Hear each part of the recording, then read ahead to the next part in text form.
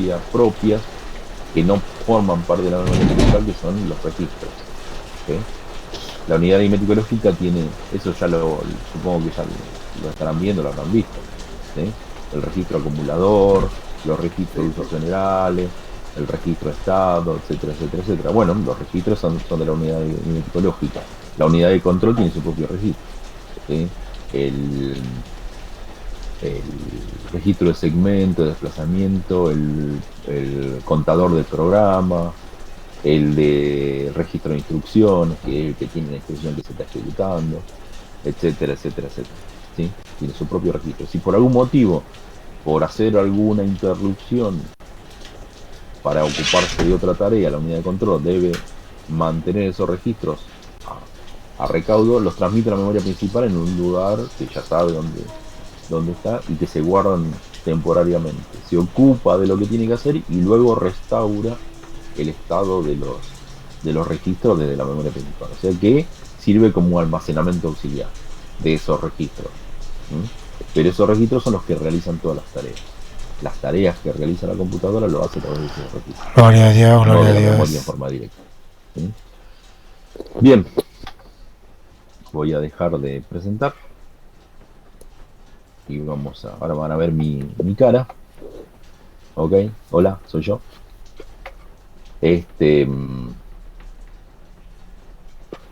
bien, entonces, la unidad de control entonces es el dispositivo que es el que establece la forma de trabajo del microprocesador. Y obviamente de todos los dispositivos asociados, porque los dispositivos deben interactuar siguiendo la lógica de la unidad de control. Entonces, normalmente la arquitectura se basa en la lógica de la unidad de control. Y la unidad de control es la parte esencial del microprocesador. El microprocesador normalmente eh, tiene la unidad de control indefectiblemente. La unidad de control puede o no tener la unidad aritmético-lógica completa. En algunos casos existían microprocesadores que tenían la unidad aritmético-lógica segmentada, una unidad aritmético-lógica básica alojada con la misma unidad de control en el microprocesador y tenía lo que se denomina un coprocesador, que era un dispositivo auxiliar que se utilizaba en el caso de que la CPU tuviera que hacer cálculos avanzados y era un chip que se añadía. En algunos diseños se armaba la arquitectura con el dispositivo ya añadido, en otro caso era opcional. ¿Mm? En la actualidad no existe, no se ve tanto eso, pero en un momento existió. Y la memoria principal suele ser ajena a la CPU, al microprocesador, ¿sí? Que es el chip que tiene la unidad de control y la unidad aritmético lógica. Entonces la memoria principal, como es externa, se puede configurar en la medida de las necesidades, con mayor o menor capacidad según para que utilicen la máquina. Bien, entonces como la unidad de control está asociada, sí o sí forma parte del microprocesador, digamos que estudiar la unidad de control también implica ver un poco la clasificación de microprocesadores. Los microprocesadores esencialmente se dividen en dos tipos, ¿sí?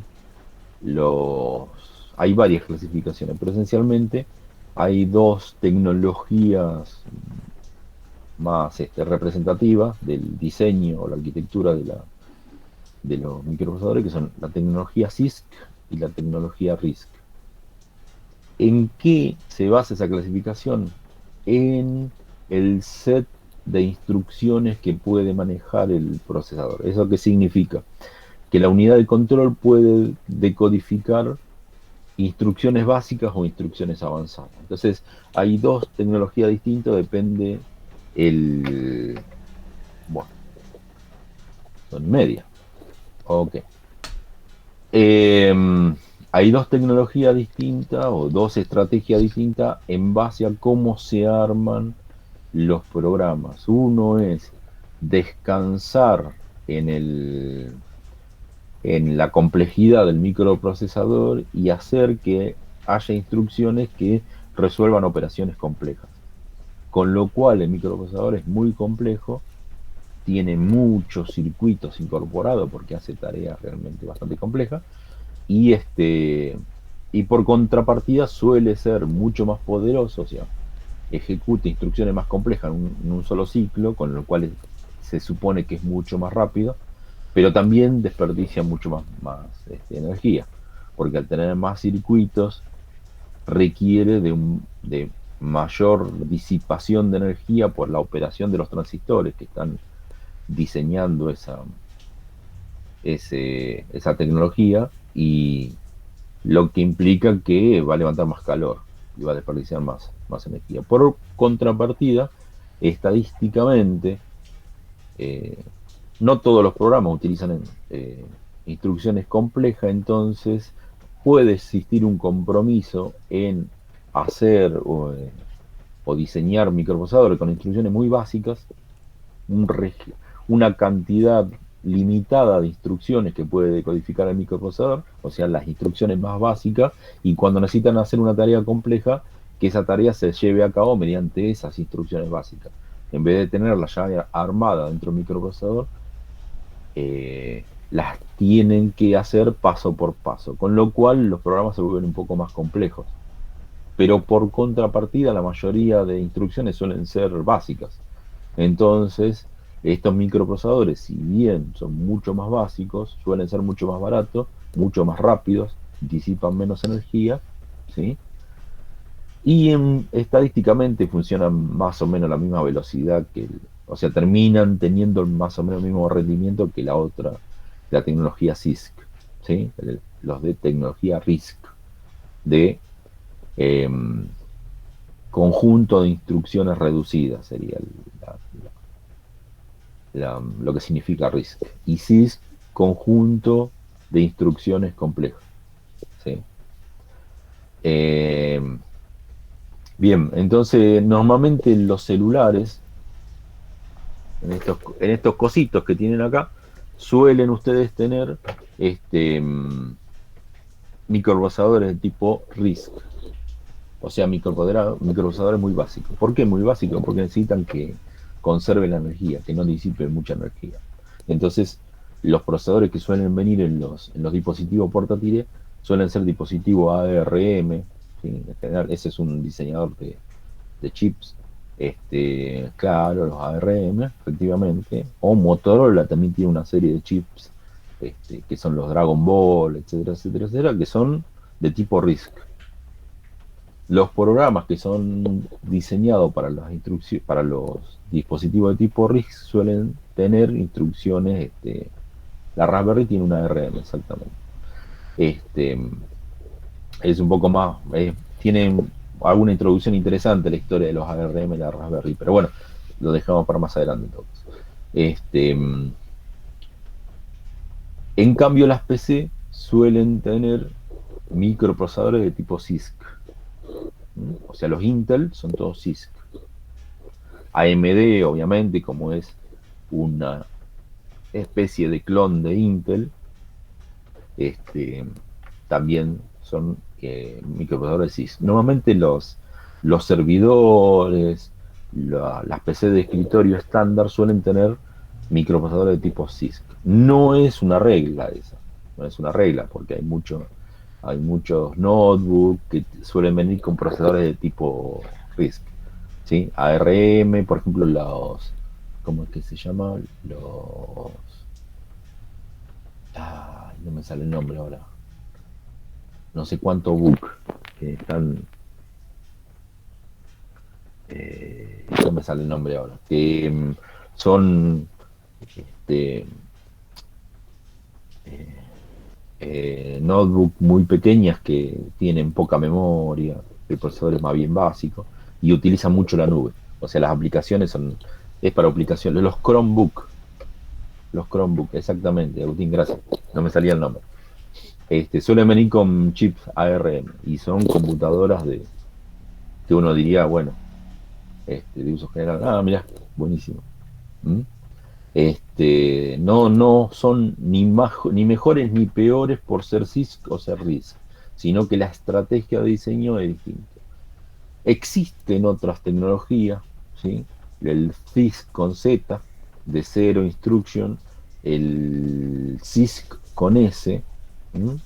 Este, que bueno, creo que puse una sola, la CISC, con S, sí, la Simple Instruction Set Computing, este, que es un poco más avanzado que las RISC, pero tienden a hacer eso, a ser más simple, a definir cuáles son las instrucciones simples, sin complejidad, para que los procesadores sean mucho más rápidos que los que son CISC con C.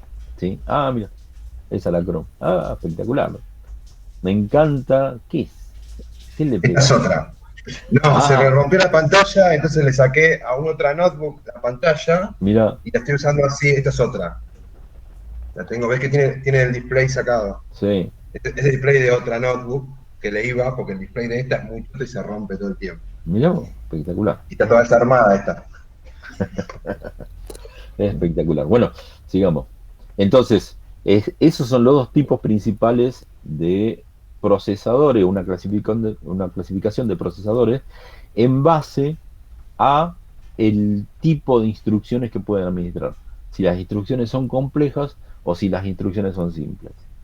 Por otro lado, hay otra clasificación de unidad de control en base a cómo están diseñadas electrónicamente. Hay dos tipos, lo que se denomina unidad cableada, en el cual cada instrucción tiene un circuito propio especial, por lo tanto, esos microprocesadores suelen ser recontra básicos, pero aparte son inmodificables, o sea, ya vienen con una forma de trabajo ya puesta en el diseño específicamente, pero hay otro tipo de microprocesadores que tienen lo que se denomina microprogramas. Es que en realidad tiene una tabla de instrucciones que describe las operaciones básicas que va a ejecutar el microprocesador. O sea que en realidad es como si fuera un chip CISC, tiene microinstrucciones, que las microinstrucciones no tienen nada relacionado, nada que ver a lo que es código máquina, sino que están a un nivel mucho más bajo, mucho más cercano a la electrónica, digamos, y se pueden configurar.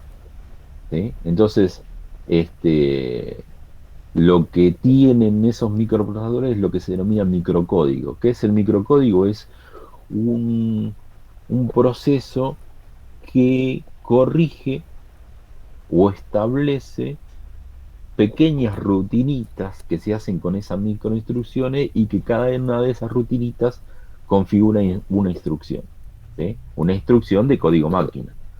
Entonces hay un nivel de abstracción en los microprocesadores que permiten que se modifique el código interno del microprocesador.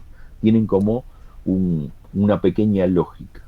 Los Intel y muchos de tipo CISC son microprogramados, con lo cual suelen venir actualizaciones del microcódigo. Entonces, normalmente, sobre todo si tienen Linux, a veces en las actualizaciones indica, como Linux indica qué actualización es la que está instalando cada tanto, o sea, cuando les avisa que tienen actualizaciones para el sistema, les indica qué tipo de actualización están haciendo.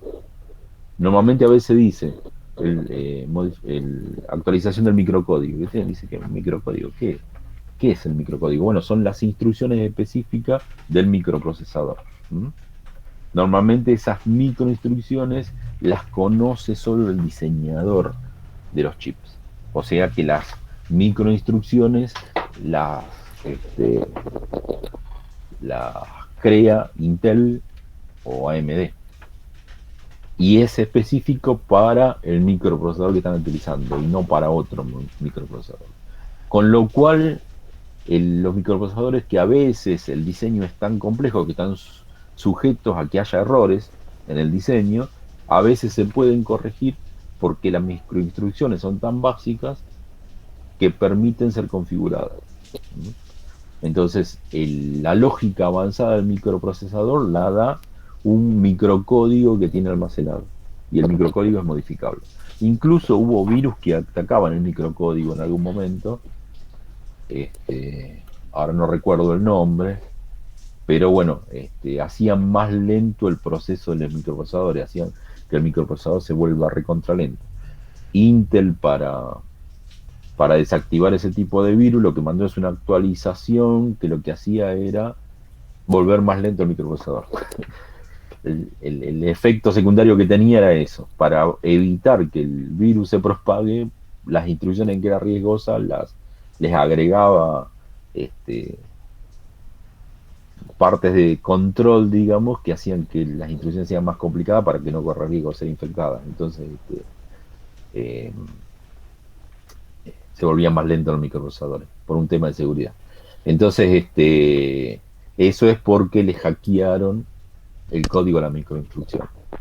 Entonces, por eso es que son, digamos, secretas, excepto que el que decodifique sea un hacker o esté trabajando a nivel de código mucho más abajo que el código máquina y le guste esa parte y se ponga a descubrir y se pueda hacer lo que es ingeniería inversa. O sea, con una actualización de microcódigo de Intel, ver qué hace y empezar a probar y romper chips para tratar de deducir cómo se juegan con esos chips, cómo se mejora y cosas por el estilo. Puede pasar. A pesar de que sea secreto, no es absolutamente secreto. Bien, entonces los dos tipos son unidad cableada o unidad microprogramada. Las unidades cableadas fueron las que originaron eh, los, los microprocesadores, incluso anteriormente las unidades de control. Cuando hablamos de primera generación, la lógica interna de la computadora era lógica cableada. Los programas incluso eran cableados. O sea, el software no existía. Las instrucciones, los programas eran hardware. Se configuraban las máquinas mediante cables, se conectaba acá, acá, acá, acá, y esa conexión implicaba un funcionamiento determinado de la computadora, con lo cual era como si fuera un programa. Con la segunda generación vino, y con von Neumann vino el concepto del programa almacenado. Ahí realmente los programas pasaron a formar parte de los datos. Ya los programas eran parte del software. Igual los microprocesadores, que en ese momento no existían los microprocesadores todavía, en la segunda generación se hacía todo con transistores. Las placas normalmente no se autoconfiguraban, ya venían diseñadas de fábrica, como se construían así quedaban. A lo sumo, si tenían que actualizar algo, sacaban una placa y ponían una placa nueva actualizada, pero era cambios de hardware directamente. Las actualizaciones de la unidad de control o las actualizaciones eran a sacar una placa con un montón de componentes y poner otra placa que tiene casi los mismos componentes, con algún añadido o algo sacado y con algún cambio, algún pequeño cambio que actualizaba el funcionamiento. ¿Mm? Después con los microprocesadores ya fue imposible hacer eso, porque se cambia el microprocesador completo o nada, perdón. Ah, me dio alergia. Salud. Gracias, Salud, gracias. profe. Gracias. Bien. ¿Qué tareas hace la unidad de control? Esencialmente la unidad de control recibe los códigos del programa, o sea, primero los carga. ¿Sí? Carga la instrucción desde la memoria. La decodifica. O sea, se fija qué memoria es.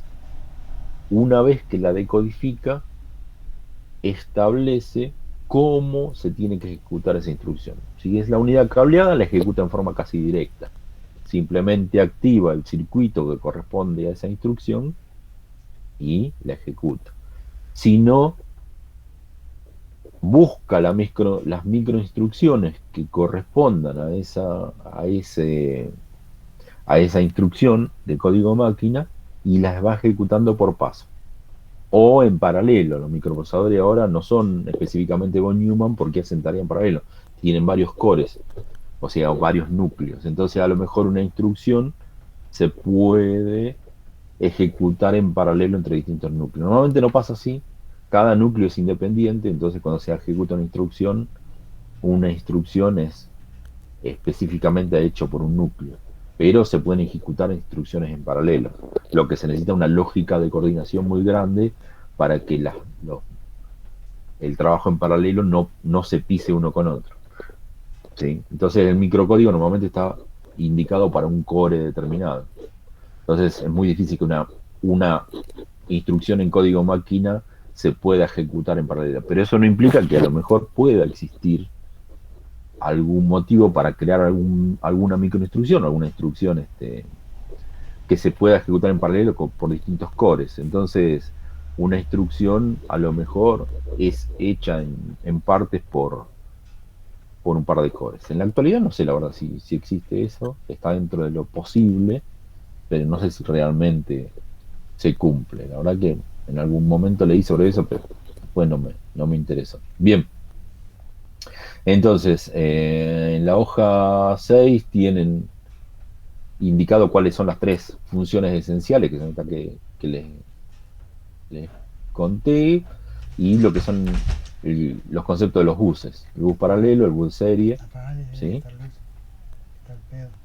Los buses, aparte de haber esos tres que mencioné, el bus de control, yo le digo bus, no es bus porque es en inglés, pero bueno, a veces me escapa, yo soy criollo y hablo en criollo.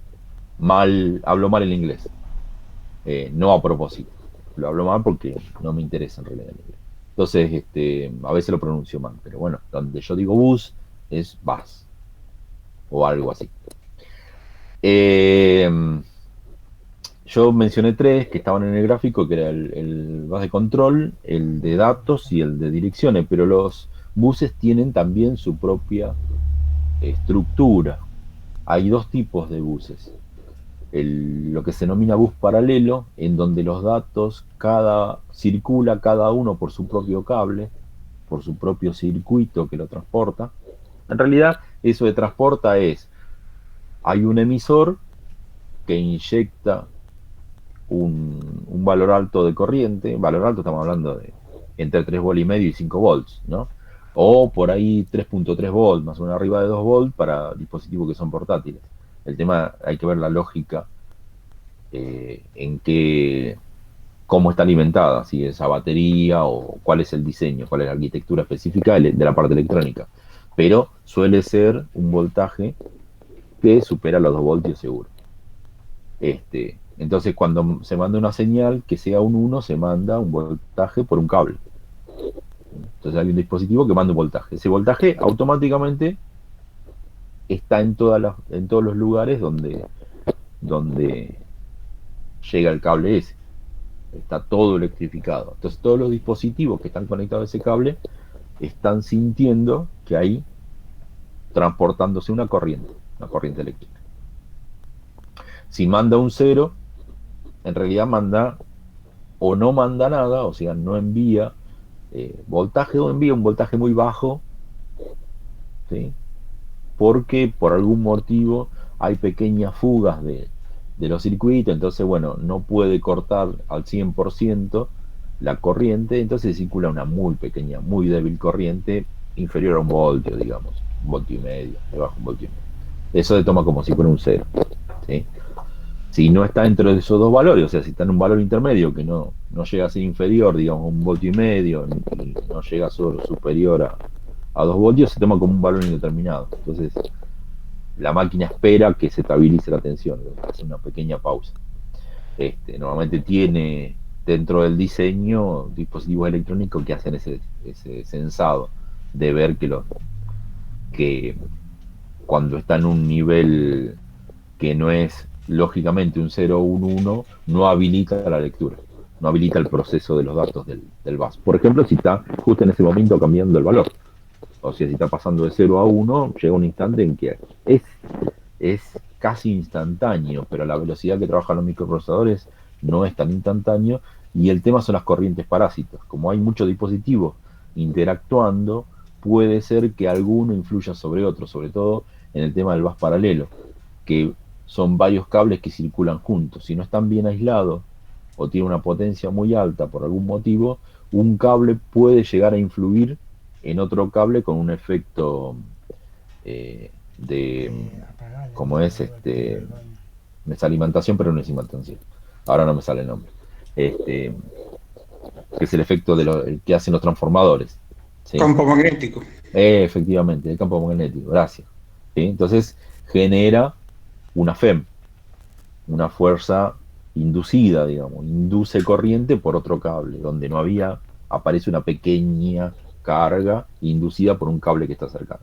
Entonces, es muy importante en el tema del diseño el el evitar que los datos que circulan por los bases interactúen entre sí, se afecten los unos a los otros. Por inducción, gracias, Fabián. Ok, entonces en el bus paralelo, cada dato circula por su propio canal, por su propia línea de transporte. En el bus serie, los datos circulan uno detrás de otro. Entonces, circula un dato en un determinado tiempo, que normalmente está indicado por un ciclo de reloj. O sea, hay una señal que indica cuándo ese dato puede ser tomado en cuenta, y cuando transcurre un pequeño tiempo, ese dato ya pierde validez y aparece otro dato. Ese es el segundo dato, que viene a continuación del dato que se cargó y que conforma parte de la misma información. Entonces los datos se envían, en vez de enviarse de una sola vez todos los datos juntos, se envían uno detrás de otro, en distintos tiempos. Entonces tarda más en recibir la información. Pero, por contrapartida, es un único cable. Se simplifica la conexión. Esos son los dos tipos de bus. Y eso lo pueden ver ustedes, los buses, en los dispositivos que conectan a la computadora. El USB es un bus que es serie. Tiene full duplex. En realidad tiene un cable que envía los datos y por otro cable se reciben los datos. Entonces por uno se envía, por otro se recibe. Mientras está enviando datos, también está recibiendo datos. O sea que está al mismo momento leyendo y escribiendo. Lee y escribe datos en el bus. Pero ese bus es serie. O sea que los datos van uno detrás de otro. Son muy terriblemente rápidos, pero bueno, es serie.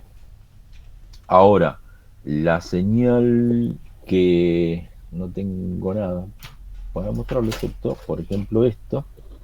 Esto lo habían visto ustedes, no sé si se ve bien, porque yo no me estoy viendo a mí. A ver cómo era que me veía yo.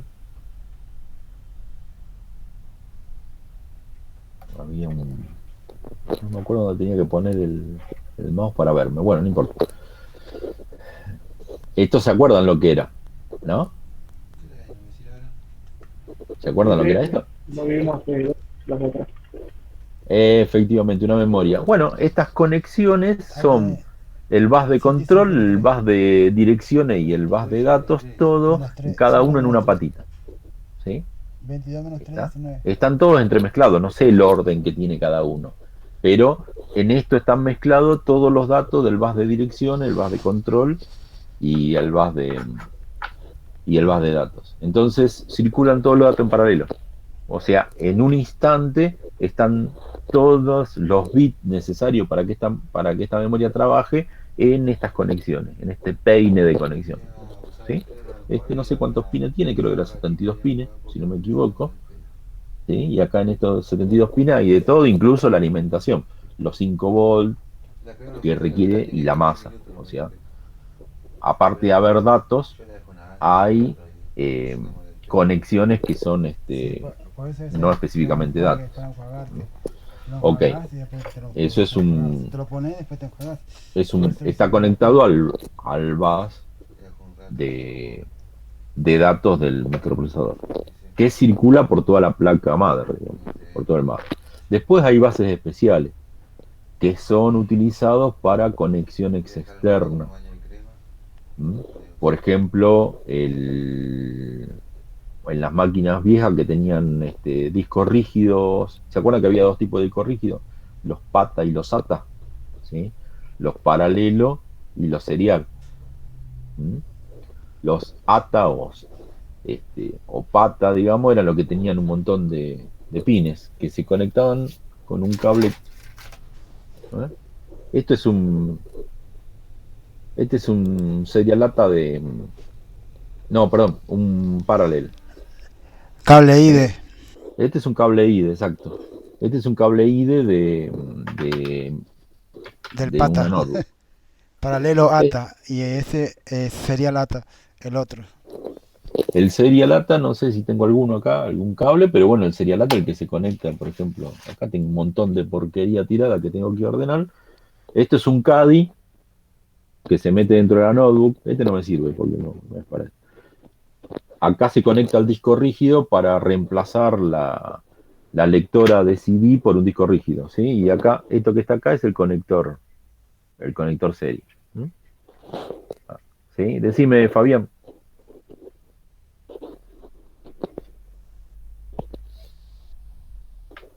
levantaste la mano. Fabián, levantaste la mano, no sé si iba a preguntar algo. ¿Mm? Bueno, sigamos. Entonces, ok. Eh, entonces, sí, antes de la pandemia, cuando podía, no la llevaba toda. No sé si se ve en mi espalda todo el quilombo que tengo. Cambié de aula. Sí, sí, se Sí, ve. se ve. Bueno, alguien, no sé quién me preguntaba la otra vez, ¿yo tenés un museo? Sí, tengo un museo. Tengo un museo en Sí, cualquier sí. momento. Sí, más o menos Egipto, sí, sí, sí. Yo soy una de las momias. No, acá no entra nadie que yo no quiera. No puede, porque no existe seguro que cubra el riesgo de que se le venga abajo todo esto por andar tocando cosas que no corresponden. Entonces no puedo meter a nadie que yo no quiera. No, muy poca gente conoce la cueva esta. Esto es para divertimento mío. Este, mm, lo que le iba a decir es, llevaba en la mochila, pero no tengo hernia de disco y todo lo demás, y no podía llevar tantas cosas. Lo que le mostré en la clase pasada, algunas cositas llevaba, ya los disquetes, algún dispositivo magneto óptico, algún zip, algo llevaba para mostrar, pero no equipos completos. Sí, por ahí el disco rígido desarmado, ese por ahí llevaba. Alguna cosita de memoria, algún cartucho, la madre esa que le mostré de la computadora vieja, eso por ahí sí lo llevaba, pero no siempre. Gabinete no, ni loco. ¿Mm? Sí, incluso a veces, si daba el tiempo, bajábamos al centro de cómputo. Ahora en el centro de cómputo, no sé si no, ya, bueno, ahora no es presencial, pero cuando era presencial incluso no quedaba ninguna máquina desarmada, pero sabía ver una máquina para mostrarle a los chicos, que era una máquina que fallaba o que era muy mala y estaba guardada ahí. Entonces le decía, che, pasame la máquina. Entonces iba con la máquina y la veíamos y charlábamos todo con la máquina abierta. Muchos de ustedes conocen, porque muchos trabajan, eh, son informáticos profesionales en busca de un título, pero conocen. Incluso puede que incluso más que yo. Es normal eso. Porque por ahí están en el ámbito de armado de PC o en la reparación de PC o algo relacionado. Y entonces yo les muestro algo y me pueden explicar ustedes a mí tranquilamente. Pero hay muchos que no tienen ni idea, nunca desarmaron una computadora o si la vieron desarmada, no se animaron a meter mano, qué sé yo. Entonces es como que es muy ilustrativo el tema de ver Sí, puede pasar, puede pasar. No está mal, porque es su herramienta de trabajo, entonces que la entiendan, que puedan incorporar, digamos, que se les haga, les llegue a la piel el tema de tocar la computadora, eh, hace la diferencia. Aunque no lo crean, hace la diferencia. ¿Sí? No, bueno, sí. En mi laburo también, lo que no hacen eso. Bueno, la máquina se rompe, pero en lugar de repararla, a veces las tiran. Cuando se vuelven obsoletas, hay máquinas que son obsoletas y que los que lo están trabajando no la saben usar, entonces la declaran obsoleta y ni siquiera, por más que vos le diga, no, dámela que yo ya la no podemos, porque está asignada a nosotros y hay que darla de baja y qué sé yo. No, al revés. Yo, si pudiera, ya me hubiera traído unas cuantas, ¿sí? Pero bueno, igual este, es un tema eso de acumular porquerías. Pero bueno, sí, para arreglar y vender, nunca se me dio para hacer eso. Pero es interesante, se tiran muchas cosas que realmente sirven, ¿eh? Yo lo veo en el centro. De hecho, con el presidente del Museo de Informática, ¿sí? ¿La dirección de qué? Quiere, Mario. ¿Vas a ir a dónde? Te voy a tener que pelear con los cartoneros después. El presidente del Museo de Informática, que es un personaje, sí, por ahí pasaba por la calle y veía las cosas que, como él vive en el centro, en pleno centro, a veces veía en la calle que tiraban computadores, entonces se paraba al lado y llamaba por teléfono y le decía, mandame o paraba un remis, levantaba las cosas y se las llevaba para el museo. Cosas que son históricas han tirado y que Profe, servían. Sí, hay recicladores que se ocupan de sacar, recuperar los hilos o los conductores de oro de las computadoras viejas. sí, sí, sí, sí, es un peligro eso. Es un peligro, hay que saber hacer eso, porque tiene mucho tóxico. Y eso implica el quemado, el fundido y todo lo demás, hay que saber hacerlo eso. Pero sí, sí, sé que lo hacen. Incluso conocí gente que compran desguace de computadora y sacan se dedican a eso. Este, sí, yo tengo algunas computadoras funcionando de la basura. La que tiene la impresora 3D, ahí no sé si se ve ahí tapado, hay un bulto blanco, ahí hay una impresora 3D. La computadora que anda por ahí abajo es sacado de la basura. No específicamente, no anduve revisando la basura y qué sé yo, sino que la iban a tirar y digo, no, no, ¿qué van a tirar? No, no, no, nada de tirar. Me la casé abajo del brazo y me la llevé. Ujú. Y hay gente que yo conocí algunos chicos que laburan con eh, que trabajan en Linux y eso, los conozco por el ambiente de Linux, que les gusta esto de los fierros y lo que hacen es conseguir donaciones de computadoras obsoletas y donarlas a colegios del interior o colegios. Incluso el museo, lo que les decía, el museo de informática hace eso. Le donan muchos equipos de empresas. A ver, las empresas con la máquina vieja hacen donaciones, pero no hacen donaciones por amor al arte. Es porque ellos pueden descargar valor a través de las donaciones. Es como que después, como parte de impuesto, las donaciones se las aceptan como pago de impuestos. Entonces, esas computadoras que son operativas y que pueden llegar a servir, pero que no son históricas, las donan al museo. Y el museo no sabía qué hacer con eso. No, no es en Argentina solamente, pasa en todo el mundo esto. No es solamente Argentina, ¿eh? Nosotros no inventamos nada en eso. Entonces, el museo las recibe y las da sirve de puente, digamos, las da a estas fundaciones que se encargan de reciclarlas, o sea, de hacerlas funcionar las que sirven, o las demás, sacarle las partes que sirven, desarmarla y tratar los residuos como corresponde, digamos, ¿sí? Hacer trabajo ecológico, digamos, con computadoras que teóricamente son, este, no sé tanto qué tiran, qué no tiran, no me ando fijando, conozco globalmente. Bueno, vamos a seguir con esto porque ya nos fuimos al diablo, ¿sí? Es interesante toda esta charla y todo lo demás, pero nada, no vamos a estar hasta las 2 de la mañana hablando de esto. No, todo bien, Mario. Bueno, ahí al final de la página 7 tienen el detalle y los registros. No voy a abundar sobre eso, porque si bien está puesto acá y todo lo demás, ¿quién dice que las obsoletas no sirven? Juan, no digas eso. Eh, lo que le iba a decir, los registros, que son unidades de memoria internas de los dispositivos, la unidad de control y la unidad aritmético lógica, son muy relevantes más que nada para el área de programación. ¿Mm? Entonces, esto seguramente lo van a ver en arquitectura, en arquitectura no, sistema operativo. ¿Mm?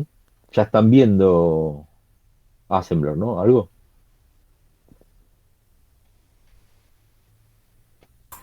Recién instalamos el programita para empezar a toquetear el Assembler. Perfecto. Entonces, lean esto. Es un breve resumen de los registros generales. Lo que es importante es el concepto de registro. Acuérdense, un registro son celdas de memorias que no pertenecen a la memoria principal. O sea, están dentro del microprocesador. Son celdas de memoria que almacenan datos, obviamente, pero que no pertenecen a la memoria principal. O sea, que no tienen una dirección de memoria asignada, no almacenan datos del usuario, sino que se almacenan los resultados o los datos temporales que están sirviendo para el proceso inmediato del microprocesador, ¿sí? O sea, los operadores no tienen nada que ver con la BIOS. La BIOS es externa al procesador. No confundan. Pensé que había quedado claro eso de la BIOS. La BIOS está en la ROM, y la ROM es la memoria principal del microprocesador. ¿Sí? ¿Está? Decime, Juan.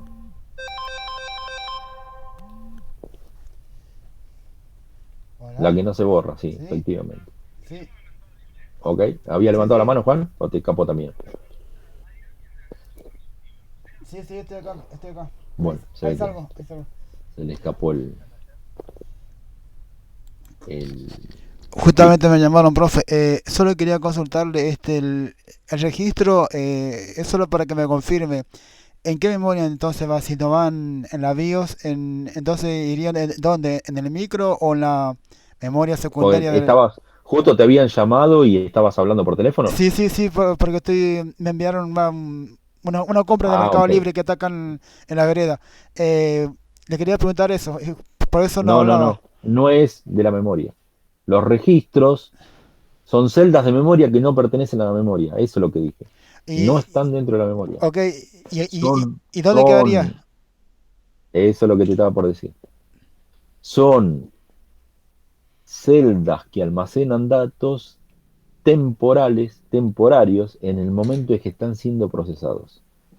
¿Sí? Por ejemplo, uno de los registros es el registro acumulador, que es donde va a parar el resultado de cualquier cálculo. Todos los cálculos que hace el microprocesador van a parar al registro acumulador.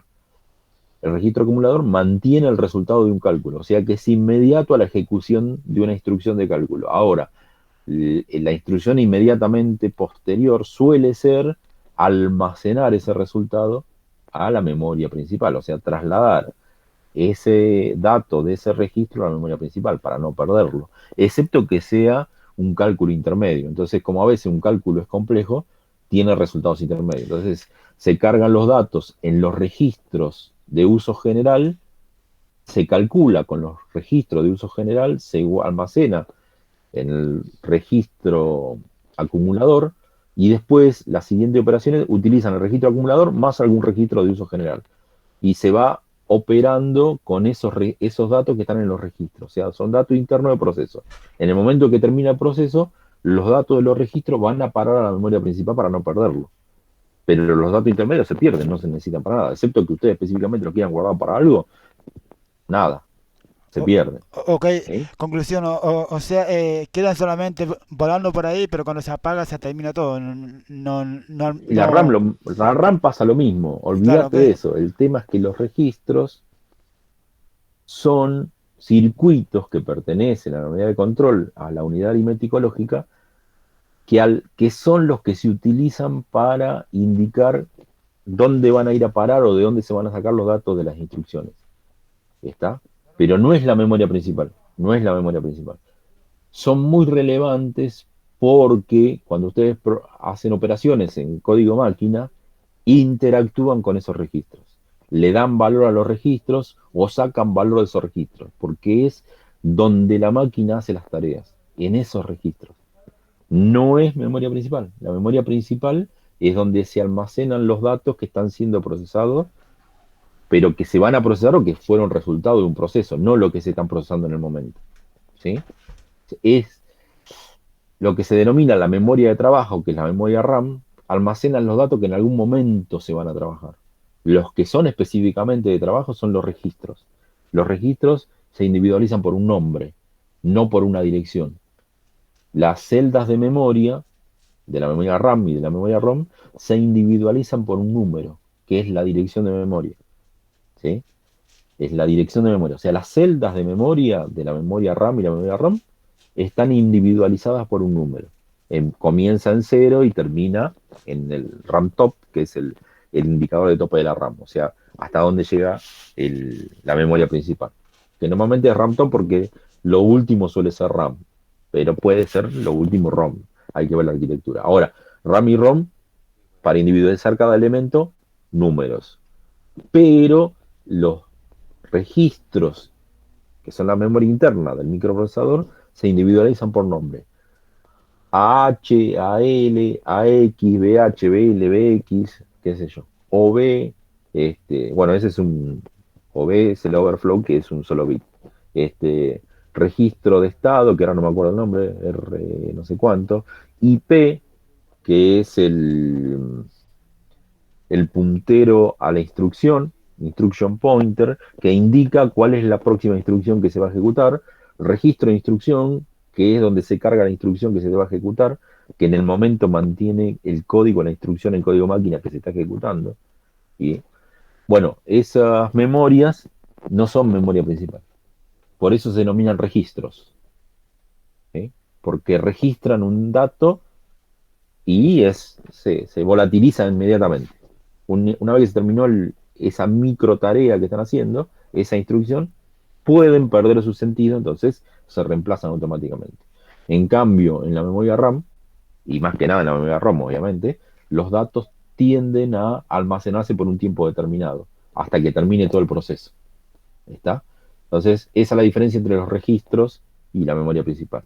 Acuérdense, son unidades de memoria que no son de la unidad principal y son necesarias para la tarea del microprocesador. Eso es lo relevante. Y es muy relevante para programar en código máquina. Muy relevante. ¿Sí?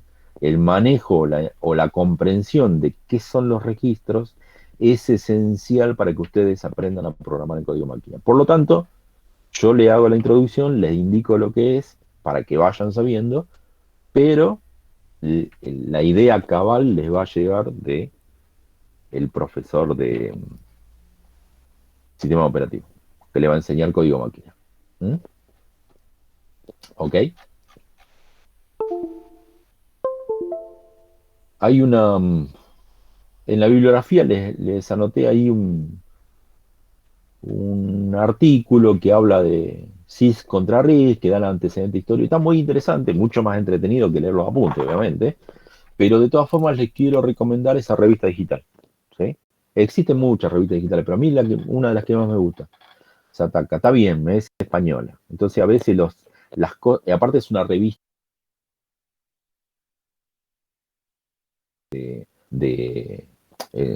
como se dice, un trabajo universitario, no es para aprender, son artículos de divulgación. Y a veces ustedes encuentran ahí entre los artículos de eso mucha propaganda de cosas que llegan, o sea, qué sé yo, de dispositivos que llegan, de relojes, de, no sé, de películas de Netflix, no sé qué tiene que ver, pero bueno, cosas relativas a la